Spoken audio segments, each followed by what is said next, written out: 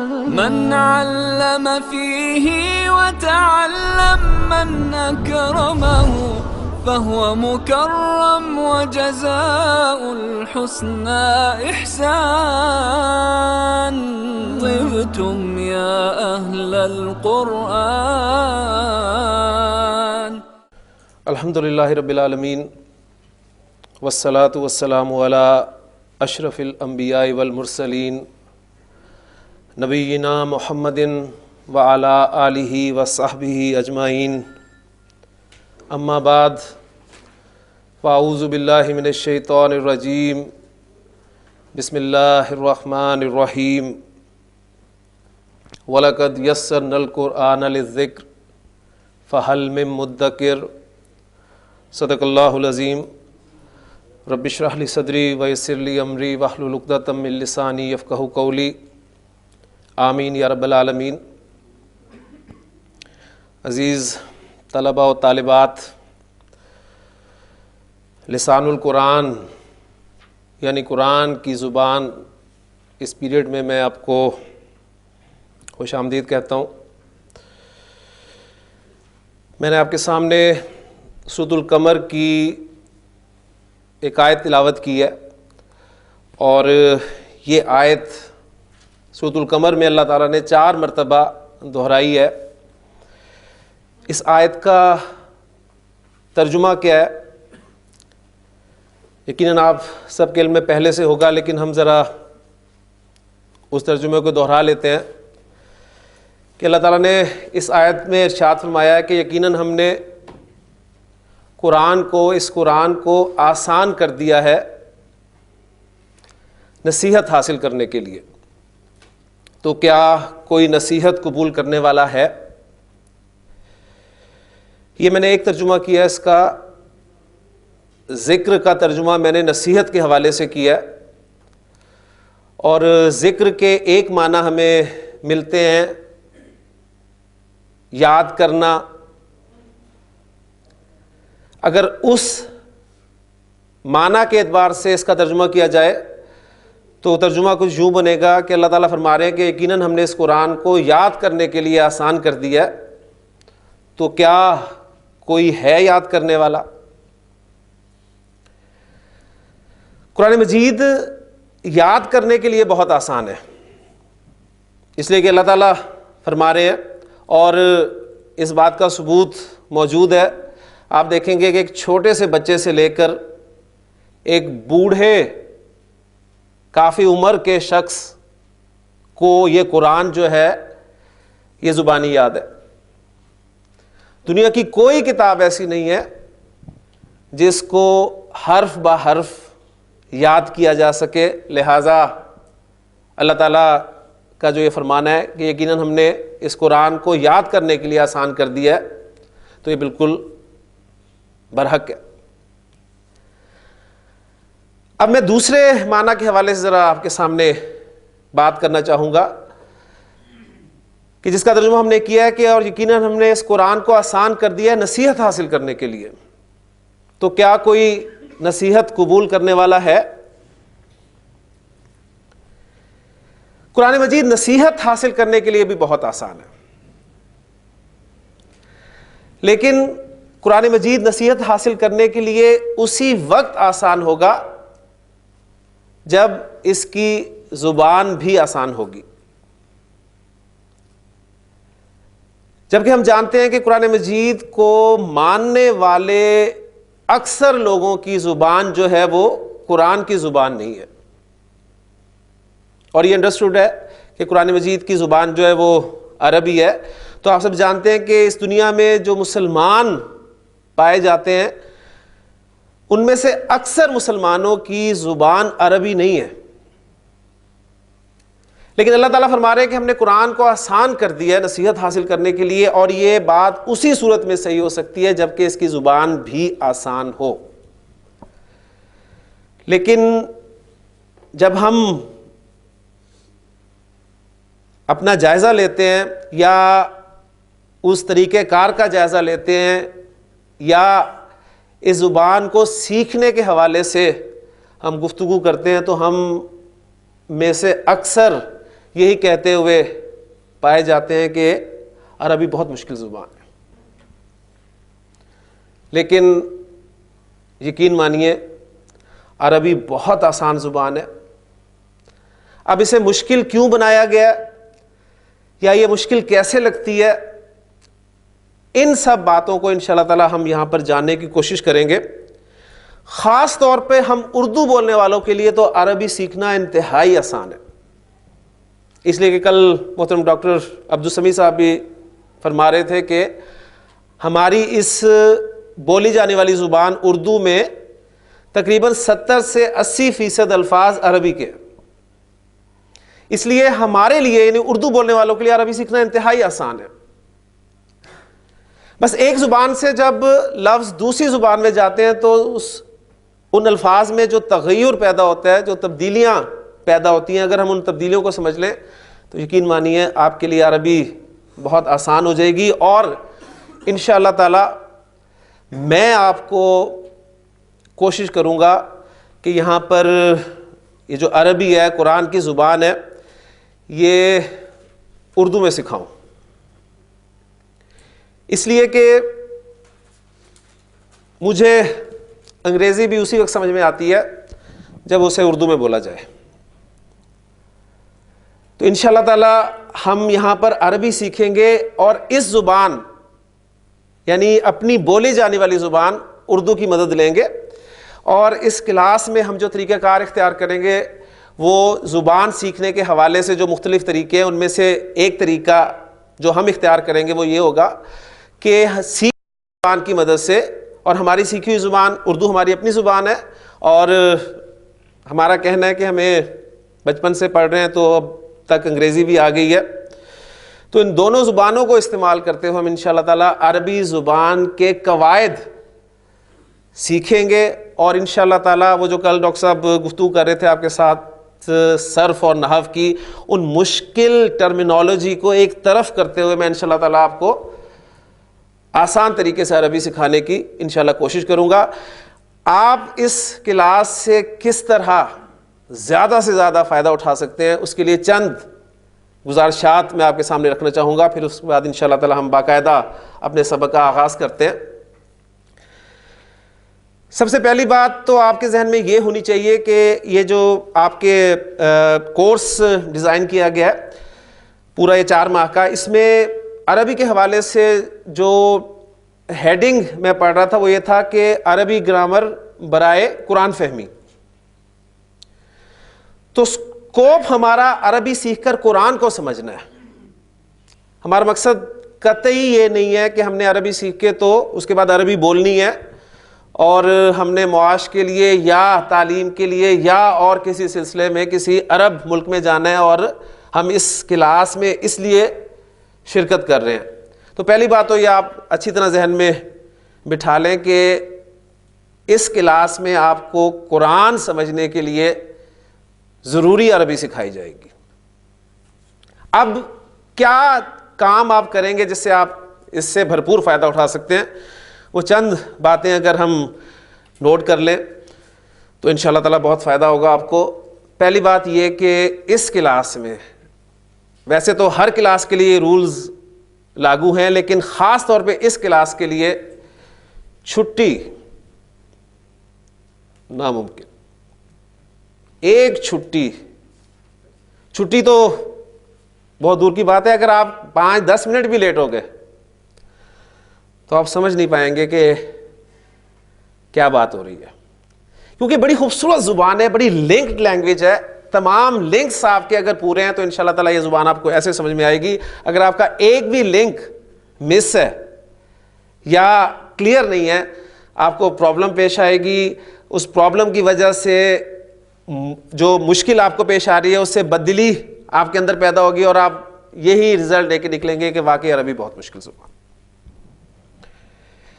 تو regularity, punctuality,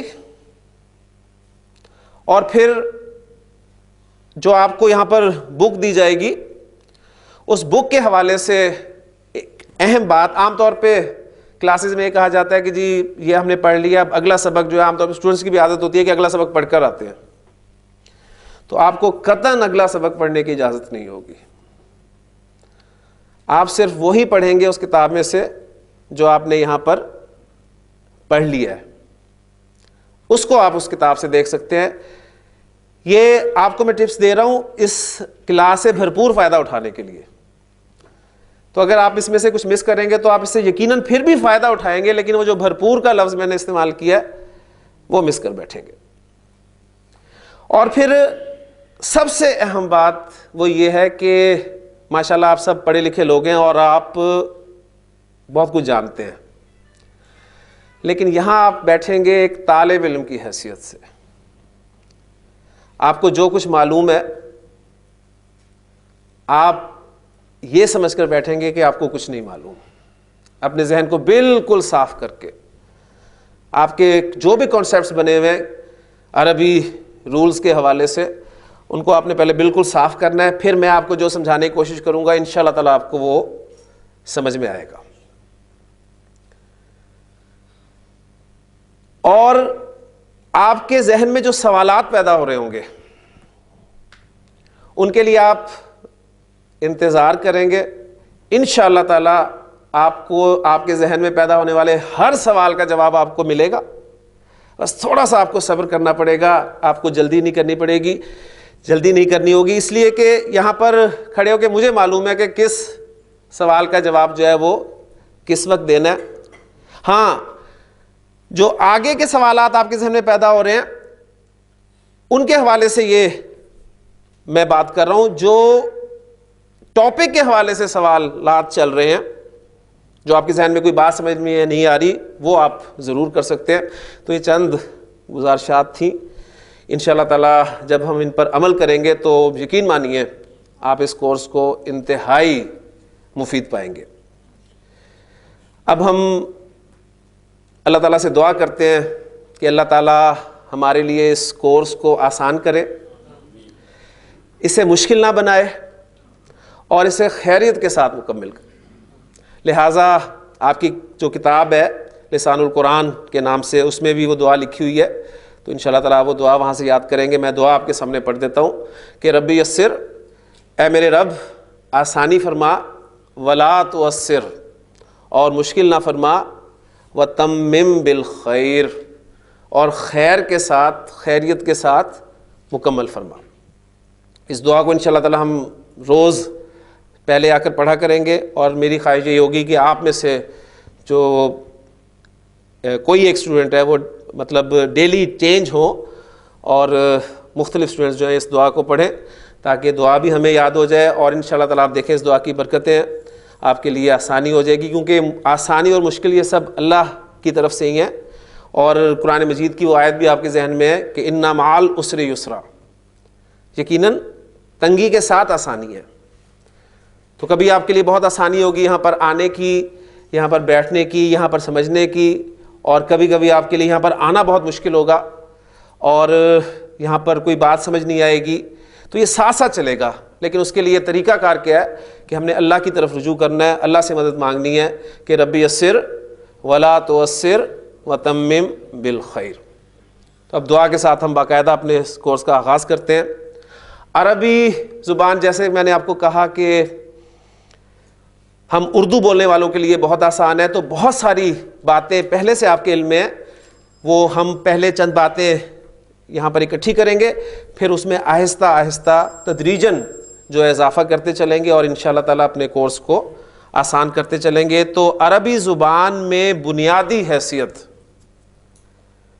حروف الہجا کو حاصل ہے. حروف الہجا جنہیں آپ اردو میں حروف تہجی اور انگریزی میں الفابیٹ کے نام سے جانتے ہیں. ٹھیک, اب ظاہر بات ہے ہر زبان میں کچھ لیٹرز ہوتے ہیں جن کی وجہ سے, جن کی مدد سے الفاظ جو ہیں وہ بنتے ہیں. تو عربی میں انہیں حروف الہجا کہتے ہیں. تو وہ حروف الہجا میں آپ کے سامنے بورڈ پر لکھ رہا ہوں, اور پھر میں آپ میں سے کسی سے درخواست کروں گا کہ وہ ان حروف کو پڑھ کر سنائے.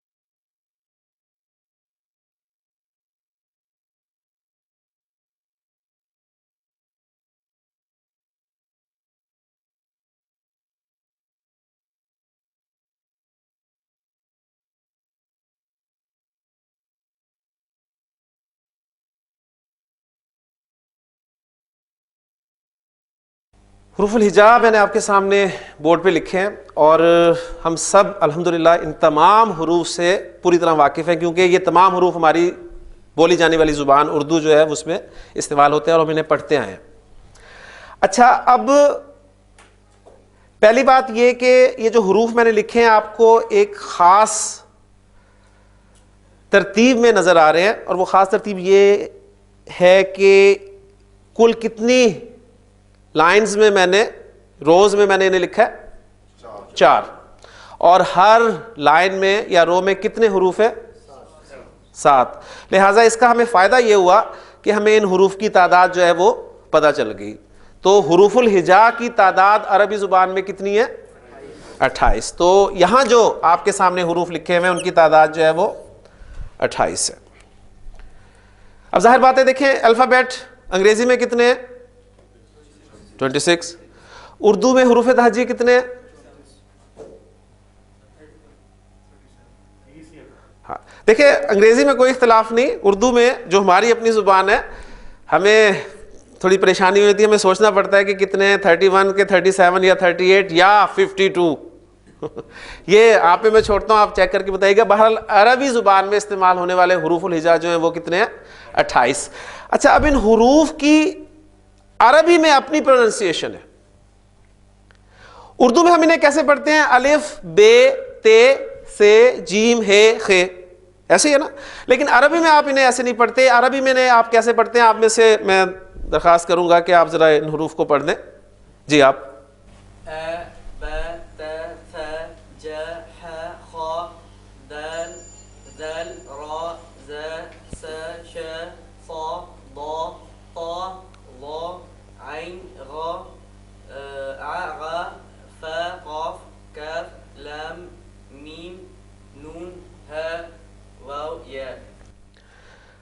ہاں جی، آپ میں سے کسی کو ان کے پڑھنے سے اختلاف ہو؟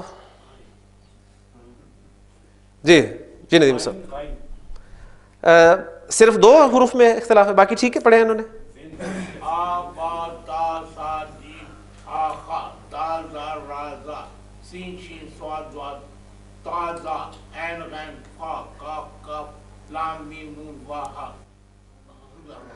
اور کوئی؟ ابھی بھی اختلاف کی گنجائش ہے۔ جی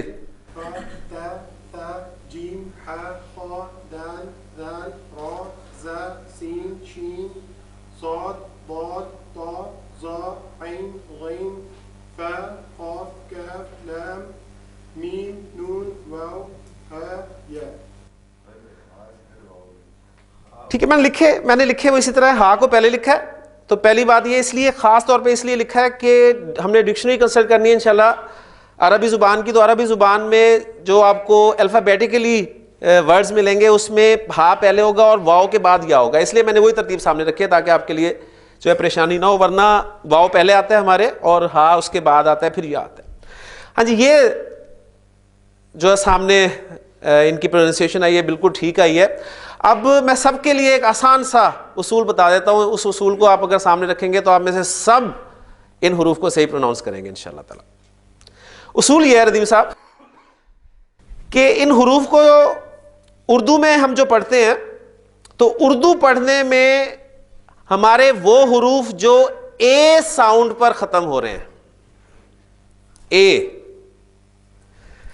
کون کون سے حروف اے ساؤنڈ پر ختم ہو رہے ہیں؟ ذرا پہلی لائن میں دیکھیں، الف بے تے سے جیم ہے خے، ٹھیک؟ ان پہلی لائن میں کتنے حروف جو ہیں وہ اے ساؤنڈ پہ ختم ہو رہے ہیں؟ 5۔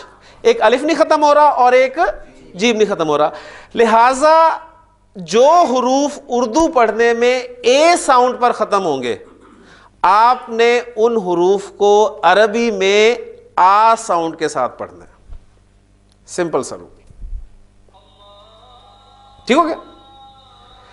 اردو پڑھنے میں جو حروف آپ کے اے ساؤنڈ پر ختم ہو رہے ہیں ان حروف کو آپ نے آ ساؤنڈ کے ساتھ پڑھنا ہے، لہذا الف ناٹ آ، الف با بے با تے تا سے سا جیم ہے ہا خے خا دال ذال رے را زے زا سین شین صاد واد توئے تا زوئے زا عین غین فے فا قاف کاف لام میم نون ہے ہا واو یہ یا. کلیئر ہو گیا جی؟ تو اب آپ کے لیے ساری زندگی کا مسئلہ حل ہو گیا. اب آپ کو پریشانی نہیں ہوگی کہ جی کون سے حرف کو کیسے پڑھنا ہے، ورنہ یاد رکھنا ہمارے لیے بڑا مشکل ہو جاتا ہے. یہ ہم نے اس لیے نہیں پڑھا ہے کہ اب جب ہم الفاظ بنائیں گے تو ان الفاظ میں جو حروف استعمال ہوں گے ان حروف کو ہم نے اسی طرح پروناؤنس کرنا ہے. اب ہم عربی لفظ میں جب بے آئے گا تو ہم اسے بے نہیں بولیں گے بلکہ کیا بولیں گے؟ با. فے آئے گا تو ہم اس کو فا بولیں گے. یہ اس لیے ضروری ہے. کلیئر ہوگی؟ تو عربی زبان میں استعمال ہونے والے حروف جو ہیں حروف الہجا، ان کی تعداد آپ کے سامنے آ گئی ہے 28. ان حروف کی تعداد میں ایک اختلاف ہے. وہ اختلاف ایک حرف کی وجہ سے ہے، اور وہ ایک بڑا اہم حرف ہے جو آپ کو ان حروف میں نظر نہیں آ رہا، لیکن آپ کو قرآن مجید میں وہ لکھا ہوا نظر آتا ہے، اور وہ حمزہ ہے. یعنی حمزہ میں نے اس لسٹ میں شامل نہیں کیا. اس کی وجہ کیا ہے وہ ابھی آپ کے سامنے آتی ہے، لیکن اس کے لیے ہمیں ایک بات اور سمجھنی پڑے گی، اور وہ بات ہے حرکات کی. عربی زبان میں جو دوسری اہم چیز ہے وہ ہیں حرکات، اور بنیادی حرکات 3 ہیں. ان سے آپ واقف ہیں: زبر، زیر، پیش. یہ 3 بنیادی حرکات ہیں. ایک اور علامت آپ کو عام ملے گی، ویسے تو اور بھی علامات ہیں لیکن ایک علامت اور ملے گی آپ کو، وہ ہے یہ والی علامت. کیا کہتے ہیں اس کو؟ جزم. ٹھیک ہے، سکون کی علامت، جزم کی علامت. اچھا، اب یہ علامت بورڈ پر لکھتے ہوئے یا آپ اپنی جب کاپیز پہ لکھیں گے تو جلدی میں لکھنے کی وجہ سے اس پیش کے ساتھ جو ہے وہ مکس ہونے کے چانسز ہیں. لہٰذا ہم اپنے اس کلاس اس علامت سکون کے لیے جو سمبل یوز کریں گے وہ یہ نہیں ہوگا بلکہ یہ ہوگا. ٹھیک، اس کے لیے ایک دائرہ بھی عام طور پہ استعمال کیا جاتا ہے. مختلف علامات ہیں لیکن ہم اس کے لیے اپنی اس کلاس میں اس کو یوز کریں گے. تو زیر زبر پیش اور یہ علامت سکون. اب حمزہ اس میں شامل کیوں نہیں ہے وہ میں آپ کو بتا دوں کہ ہمارے کچھ بزرگ کہتے ہیں کہ الف اور حمزہ دراصل ایک ہی حرف ہے. الف اور حمزہ میں کوئی فرق نہیں ہے. کچھ کہتے ہیں کہ نہیں جی، الف ایک الگ سے حرف ہے اور حمزہ الگ سے حرف ہے. جو تو الف اور حمزہ کو الگ حروف مانتے ہیں ان کے نزدیک پھر تعداد جو ہے حروف الہجا کی وہ 29 ہو جائے گی. جو کہتے ہیں کہ الف اور حمزہ ایک ہی حرف ہیں ان کے نزدیک تعداد جو ہے وہ 28 رہے گی. تو الف اور حمزہ میں فرق کیا ہے؟ وہ جو یہ کرتے ہیں کہ وہ دو حروف ایک ہی ہیں لیکن پھر فرق کیا ہے؟ وہ کہتے ہیں کہ الف جو ہے وہ بغیر کسی حرکت یا علامت سکون کے ہے، لیکن اگر الف پر کوئی علامت آ جائے، زبر آ جائے، زیر آ جائے، پیش آ جائے یا علامت سکون آ جائے تو اب آپ اس کو الف نہیں کہیں گے بلکہ حمزہ کہیں گے. تو آج آپ کو جو دوسری چیز پتہ چلی ہے، انشاءاللہ تعالیٰ آپ اس کے ساتھ میں بہت کچھ سیکھیں گے، انشاءاللہ بہت کچھ سیکھیں گے. تو ایک تو آپ کو دیکھیں وہ اے آ کلیئر ہو گیا الحمدللہ. دوسری آپ کو پتہ چلنے لگی ہے بات الف اور حمزہ کا فرق. اب آپ اس آیت کو سامنے رکھیں جو نبی کریم صلی اللہ علیہ وسلم پر پہلی وحی نازل ہوئی، اقرا بسم ربک الذی خلق. تو پہلا لفظ تھا اقرا. اب اس بات کو سامنے رکھتے ہوئے میری آپ سے درخواست ہے کہ آپ مجھے بتائیں کہ اس لفظ میں الف کہاں ہے؟ اقرا میں اس لفظ میں الف ہے؟ یہ پہلا کیا ہے؟ حمزہ. میں اسے حمزہ کیوں کہہ رہا ہوں؟ اس لیے کہ اس الف پر حرکت آ گئی. اور جو آخر میں الف آ رہا ہے اسے میں حمزہ کہہ رہا ہوں. کیوں؟ اس لیے کہ اس پر علامت سکون آ گئی. لہٰذا اس لفظ میں کوئی الف نہیں ہے, دونوں جگہ پر جو آپ کو الف نظر آ رہا ہے وہ اصل میں حمزہ ہے. لیکن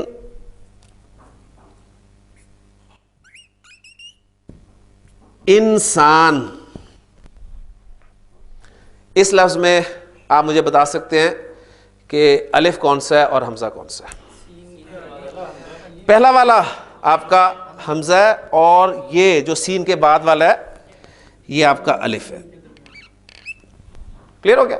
تو الحمدللہ الف اور حمزہ کا فرق بھی ہمیں پتہ چل گیا.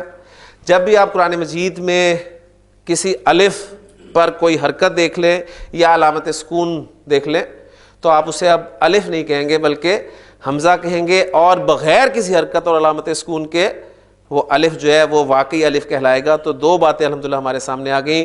اب ٹائم چونکہ ہمارے پاس کلاس میں بہت تھوڑا ہے تو انشاءاللہ تعالیٰ کل اسی سبق کو آگے لے کے چلیں گے. میں اللہ تعالیٰ سے دعا کرتا ہوں کہ اللہ تعالیٰ ہمارے لیے آسانی فرمائے اور ہمیں اپنے کلام کو سیکھنے کے لیے جو ہے وہ شوق اور جوش عطا فرمائے. دعا پر اختتام کرتے ہیں. سبحانک اللہم و بحمدک اشہد ان لا الہ الا انت استغفرک و اتوب الیک. من علم فيه وتعلم من أكرمه فهو مكرم وجزاء الحسنى إحسان. طبتم يا أهل القرآن.